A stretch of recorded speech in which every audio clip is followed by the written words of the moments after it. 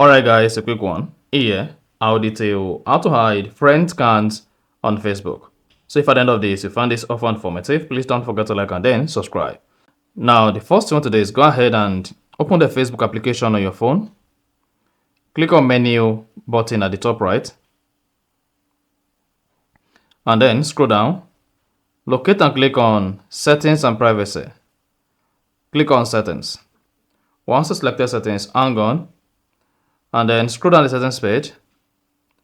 And then locate and click on how people find and contact you under audience and visibility. Then under how people find and contact you, come to your friends.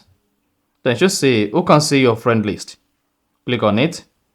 For you to be able to hide your friend count or friends on Facebook, all you need to do is go ahead and click on see all.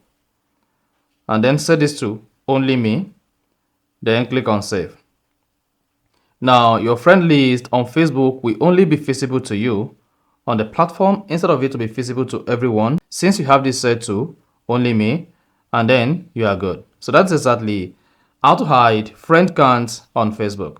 If you found this offer informative, please don't forget to like and then subscribe.